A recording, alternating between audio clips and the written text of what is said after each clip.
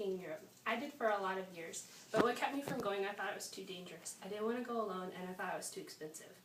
Until last summer, when I found something called the Camino de Santiago, and I followed one of its routes and backpacked from Portugal to Spain. Camino de Santiago is translated the Way of St. James, and it's a lot of routes that span across Europe all the way from Norway, ending in Santiago, Spain. It was established as a religious pilgrimage, and the main reasons people did it were to be cured of illnesses, forgiven of their sins, or to have their debt canceled out.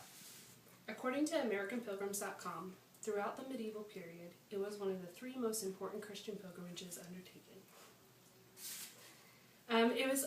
It would be really similar to the Appalachian Trail or the Colorado Rockies. It was really difficult, it wasn't well marked, it was hard, it was tedious, and a lot of times the people were ill-equipped. Richard Tripp, who has done the Camino a lot of times, said that the first thing an American needs to realize when planning to walk the Camino de Santiago is that it's not a wilderness trail.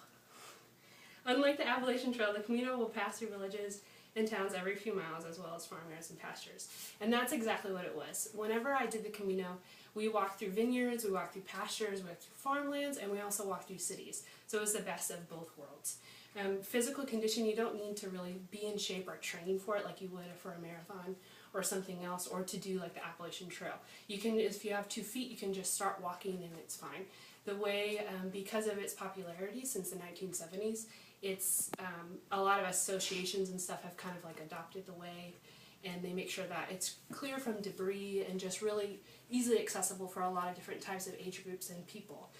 Whenever I walked, there was ages from 70 years old down to 7 years old who were doing it. So it's very family friendly, as well as like fit for the elderly to complete.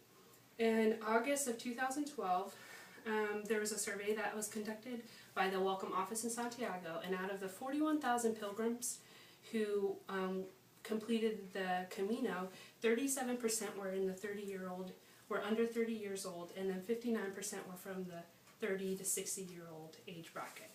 So that's telling you that there's a lot of different people that do it, and it's not just the 20-somethings that are able to do this. There's a lot of routes, like I said, and once you choose a route, you can decide if you want to do horseback or on foot or by bicycle. Those are the 3 ways that you can complete the Camino. To decide what route you want to choose, honestly, just going online. Like, there's a lot of maps that show you all the different routes that have been marked in Europe and how to complete them. And then it's really good because a lot of people have already said, this is which one you should do, this is one you shouldn't do, take into consideration weather or whatever you need to decide. Also, whenever you decide which one you want to do, if you specifically internet search that one route, it'll even bring up itineraries, like which city you should stop in, or why you should walk maybe 1 more mile to get to the next city versus staying the night in this other one. So the way that I chose Portugal was that it had a really easy airport. I flew into Porto, so it was really easy to access. I was able to complete the route in 10 days, and it was along the coast of Portugal. The most popular route is through France, which starts in Paris and crosses France and ends in Santiago. It's more similar to like a backpacking type experience that you would think of in your head, more remote. You do more camping type things, but it's definitely still available to stay in hostels and to have hot showers every night and eat good food, so it's still not a wilderness type of mentality.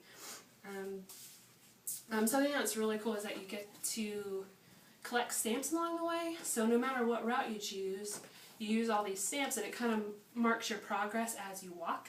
And so I wrote like the dates and the location so I wouldn't forget, and it would be able to jog my memory whenever I'm thinking back later. There's a lot of different reasons why you would maybe complete the Camino, and one of the reasons I did it was to meet a lot of different people and to experience new cultures. I met a lot of people from, obviously, Portugal and Spain. I met a guy from India, from Scotland, from England, from Italy. There's a lot of different people I met. The cool thing is that there's no rules to the Camino. So no matter if you're going to do it for a religious pilgrimage or for physical fitness or fun and adventure or even historical exploration, we walked along the Roman road a lot of the times and saw like cathedrals and a lot of ancient architecture, which was beautiful. But in its simplicity, it's a time to think and to meet others and discover what's important.